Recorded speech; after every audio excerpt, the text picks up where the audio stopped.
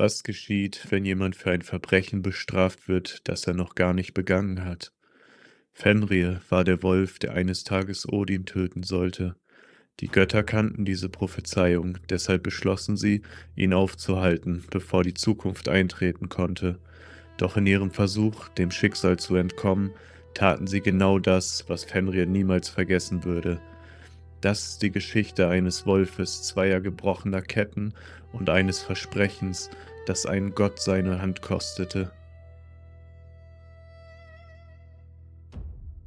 Fenrir war eines von drei außergewöhnlichen Kindern Lokis und der Riesen Angreboda. Seine Geschwister waren Jörmungandr, die gewaltige Schlange, und Hel, die spätere Herrscherin über das Reich der Toten. Als die Götter von diesen Kindern erfuhren, erinnerten sie sich an die Prophezeiung, nach denen ihnen durch Lokis Nachkommen großes Unheil drohen würde. Jörmungandr warfen sie ins Meer, Hel wurde in die Welt der Toten geschickt, Fenrir aber brachten sie nach Asgard. Dort wuchs der Wolf unter den Göttern auf. Anfangs war er noch jung, doch mit jedem Tag wurde er größer und stärker. Bald wagte es nur noch Tyr, ihm Futter zu bringen. Ob Fenrir Tyr deshalb vertraute, verraten die Überlieferungen nicht. Doch Tyr war der einzige Gott, der sich dem wachsenden Wolf regelmäßig näherte. Die anderen Götter beobachteten Fenrir mit wachsender Angst. Sie wussten, was die Prophezeiung über ihn sagte. Eines Tages sollte er Odin verschlingen. In der erhaltenen Erzählung wird nicht berichtet, dass Fenrir sie zuvor angegriffen hatte. Trotzdem beschlossen die Götter, ihn zu fesseln. Ihre erste Kette nannten sie Läding. Sie erzählten Fenrir, es handle sich lediglich um eine Prüfung seiner Kraft. Der Wolf betrachtete die schwere Fessel und glaubte, sie zerbrechen zu können. Er ließ sich binden. Dann spannte er seinen Körper an. Mit einer einzigen gewaltigen Bewegung sprengte er die Kette. Die Götter fertigten eine zweite Fessel. Sie war erheblich stärker und trug den Namen Dromi. Fenrir erkannte die Gefahr, doch er wusste auch, dass sein Ruhm wachsen würde, wenn er selbst diese Kette zerbrach. Also ließ er sich erneut fesseln. Er stemmte sich gegen Dromi, schlug die Kette auf den Boden und riss sie auseinander. Die Bruchstücke flogen weit davon. Jetzt wussten die Götter, dass gewöhnliches Metall den Wolf niemals halten würde. Odin sandte Skirnir in das Reich der Zwerge. Dort sollte eine Fessel entstehen, die nicht durch rohe Kraft besiegt werden konnte. Die Zwerge erschufen Gleipnir. Sie sah nicht aus wie eine Kette. Gleipnir war dünn, weich und glatt wie ein seidenes Band.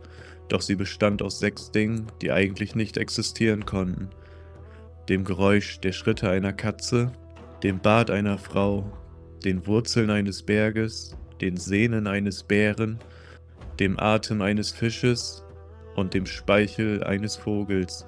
Aus dem Unmöglichen erschufen die Zwerge eine unzerreißbare Fessel. Die Götter führten Fenrir auf die abgelegene Insel Lingvi und zeigten ihm das unscheinbare Band. Wieder behaupteten sie, es gehe nur um eine Prüfung. Doch Fenrir war nicht mehr bereit, ihnen blind zu vertrauen. Wenn das Band tatsächlich so harmlos war, warum sollte sein Sieg dann Ruhm bringen? Und wenn Magie darin verborgen lag, konnte es gefährlicher sein als jede Eisenkette. Fenrir stellte deshalb eine Bedingung: einer der Götter sollte seine Hand in sein Maul legen. Als Pfand dafür, dass sie ihn wieder freilassen würden, falls er das Band nicht zerbrechen konnte. Die Götter sahen einander an. Keiner wollte seine Hand opfern. Nur Tyr trat vor. Er wusste zumindest, welches Risiko er einging. Trotzdem legte er seine rechte Hand zwischen Fenrirs Kiefer. Gleipnir wurde um den Wolf gelegt. Fenrir spannte sich an, doch das Band riss nicht. Je stärker er kämpfte, desto fester zog es sich um seinen Körper. Da verstand Fenrir, dass die Götter ihn betrogen hatten. Sie lachten über den gefangenen Wolf, alle außer Tyr. Fenrir schloss seine Kiefer und biss Tyr die Hand ab. Die Götter befestigten Gleipnir an einem Felsen und trieben die Verankerung tief in die Erde. Als Fenrir nach ihnen schnappte, klemmten sie ihm ein Schwert zwischen die Kiefer. Dort sollte er gefesselt bleiben, bis Ragnarök begann. Aus seinem Maul floss Speichel, der nach der Erzählung den Fluss Van bildete. Die Götter hatten die unmittelbare Gefahr gebannt, aber sie hatten die Prophezeiung nicht zerstört. Sie hatten Fenrir eingesperrt, ihn getäuscht und den einzigen Gott verletzt, der sich zuvor noch regelmäßig um ihn gekümmert hatte. Die Fessel hielt, doch Fenrir vergaß den Verrat nicht, und die Zukunft, vor der sich die Götter fürchteten, rückte immer näher. Als Ragnarök kommt, brechen alle Fesseln. Fenrir befreit sich, er zieht mit geöffnetem Rachen in die letzte Schlacht, so gewaltig, dass sein Unterkiefer die Erde und sein Oberkiefer den Himmel berühren sollen. Odin reitet ihm mit Gungnir entgegen. All sein Wissen, seine Raben und seine gesammelten Krieger können sein Schicksal nicht verhindern. Fenrir verschlingt Odin. Kurz darauf wird der Wolf von Odins Sohn wieder getötet.